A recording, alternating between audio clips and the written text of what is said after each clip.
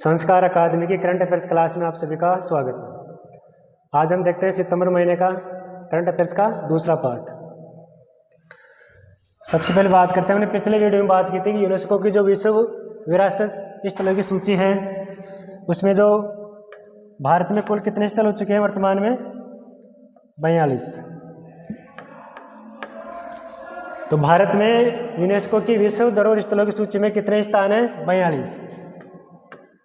बात करें भारत में सबसे ज़्यादा किस राज्य में है यह स्थल, तो महाराष्ट्र में है। कितने स्थल? 5। तो विश्व विरासत स्थलों की सूची में भारत का महाराष्ट्र राज्य सबसे पहले स्थान पर है 5 स्थानों के साथ। बात करें यूनेस्को, तो United Nation Educational Scientific Cultural Organisation एक संस्था है। इसका जो भारत है वो 2021 से 25 तक सदस्य है। यूनेस्को की 2021 से 25 तक भारत इसका सदस्य है। बात करें इन स्थलों की सूची की, तो अभी एक मीटिंग हुई थी। रियाद स्थान है सऊदी अरब में। तो रियाद नामक स्थान पर सऊदी अरब में जो इसका 45वां सत्र है उसमें भारत के 2 विरासत स्थलों की सूची की घोषणा हुई थी। तो 2 कौन कौन से हैं वर्तमान में नए? एक तो है शांति निकेतन जो पश्चिम बंगाल में है, और एक होयसल मंदिर समूह कर्नाटक में। तो इनकी दोनों की घोषणा रियाद नामक स्थान सऊदी अरब में 45वें सत्र में इनकी घोषणा हुई है।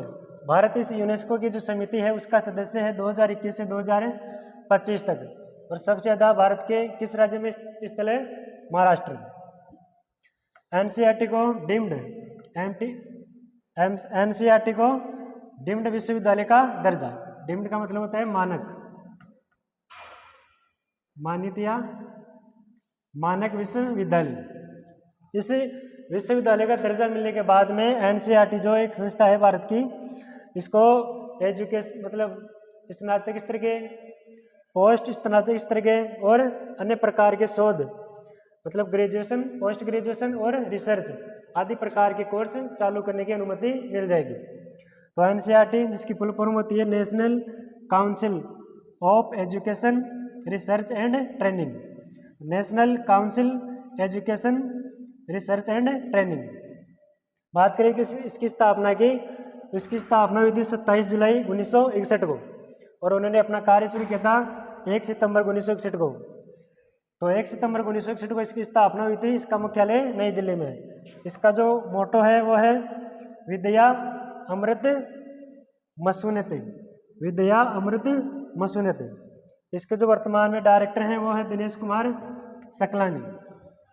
अभी हाल ही में 1 सितंबर 2023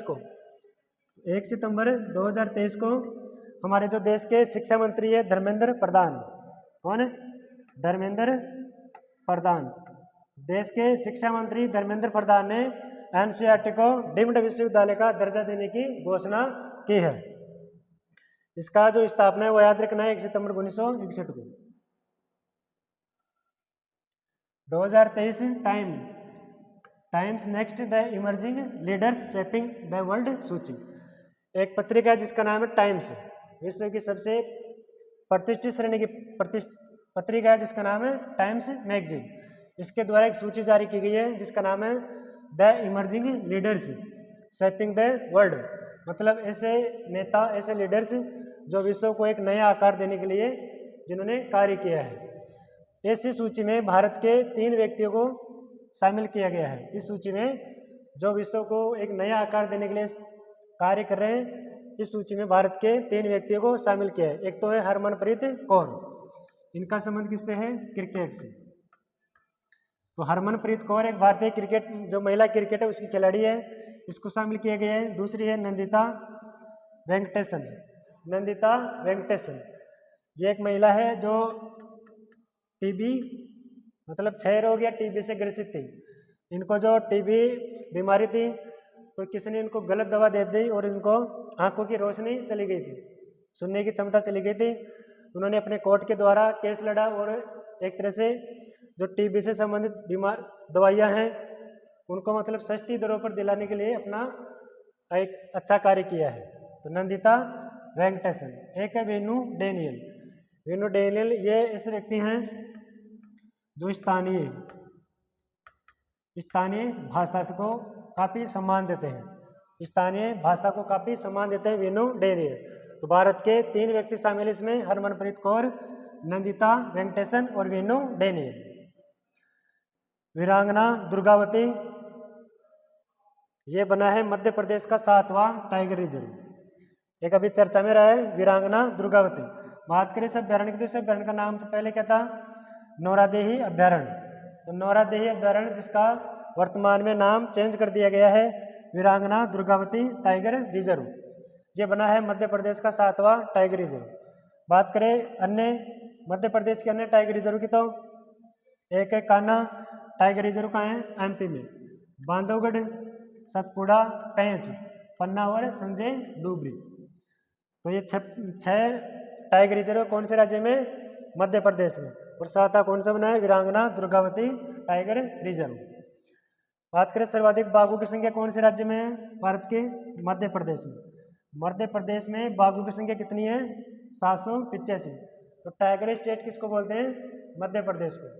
तो टाइगर स्टेट के नाम से कौन सा राज्य, मध्य प्रदेश। कितनी संख्या है वर्तमान में, 785। बात करें विश्व बाघ दिवस। विश्व बाघ दिवस कब मनाते हैं, 29 जुलाई को। अभी नरेंद्र मोदी जी ने टाइगर प्रोजेक्ट के 50 साल पूरे होने के उपलक्ष्य में 2022 में ना 50 साल पूरे होने के उपलक्ष्य में 9 अप्रैल 2023 को बाघों की गणना की रिपोर्ट जारी की है। इस रिपोर्ट के अनुसार भारत में बाघों की संख्या कितनी है, 3162। इसके बाद में संसद के एक बयान के तहत नवीनतम आंकड़े आए हैं बाघों की संख्या से संबंधित, जो कब आए थे, अगस्त 2023 में। इनके अनुसार कितनी संख्या है, 3682। तो ये संख्या है बाघों की संख्या। याद रखना है टाइगर स्टेट के नाम से कौन सा राज्य है, मध्य प्रदेश। विश्व का पहला पोर्टेबल आपदा हॉस्पिटल। एक ऐसा हॉस्पिटल जो मतलब आपदा के समय 8 मिनट में तैयार होकर किसी भी व्यक्ति का इलाज कर सकता है। तो ये इस प्रकार का ये पहला हॉस्पिटल है। आपको दिख रहा होगा इंडिया आरोग्य मैत्री क्यूब।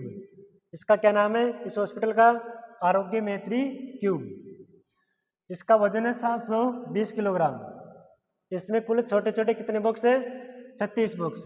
इन 36 बॉक्सों में सभी प्रकार की सुविधा है, वेंटिलेटर है, ऑक्सीजन सिलेंडर, मतलब हॉस्पिटल में जो सुविधाएं होती हैं वो सभी प्रकार की सुविधाएं हैं।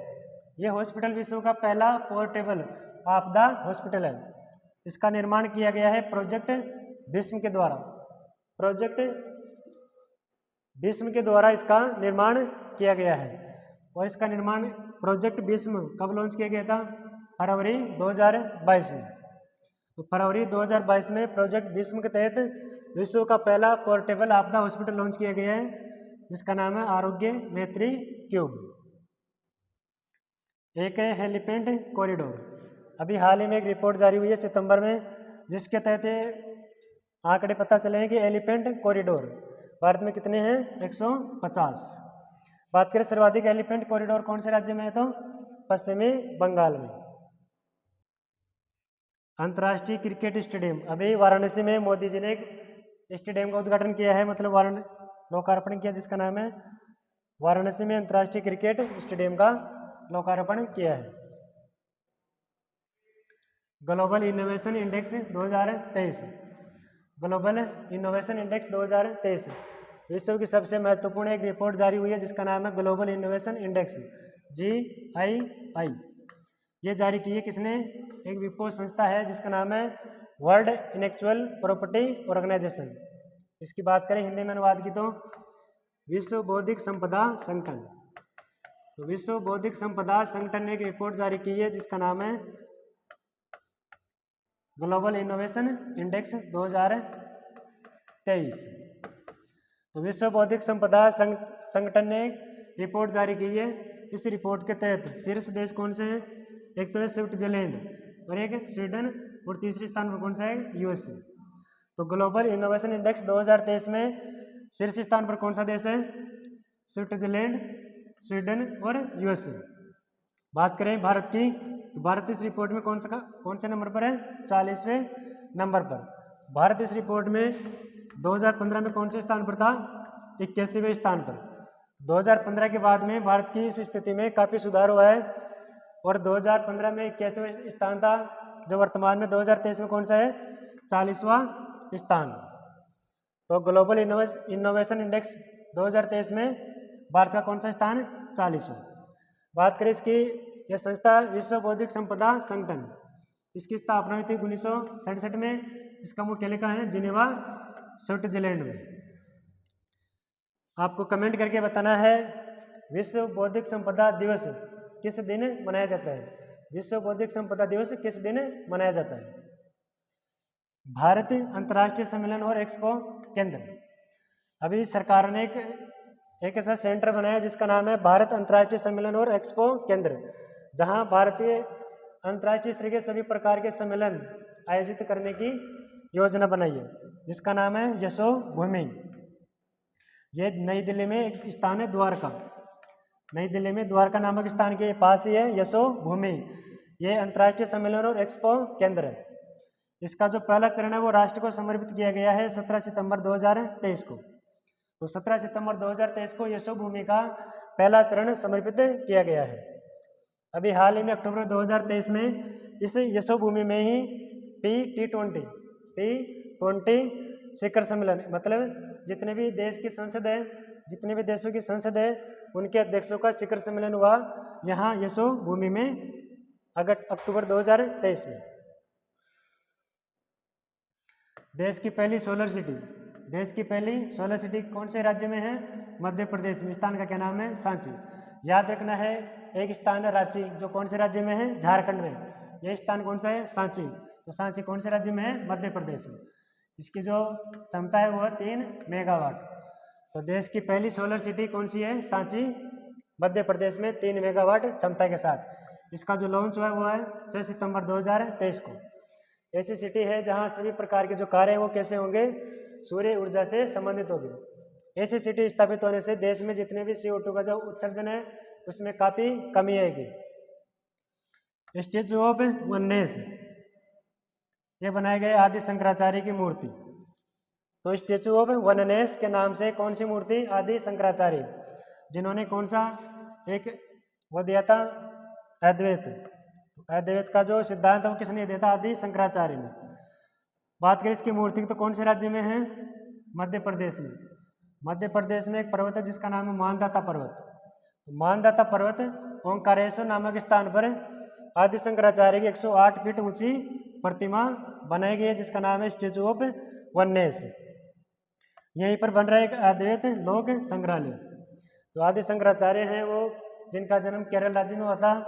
वो अपने सत्य की खोज में, परमात्मा की खोज में कहाँ गए थे, मानदाता पर्वत ओंकारेश्वर मध्य प्रदेश में। तो यहीं पर बनाई गई है स्टैचू ऑफ वननेस।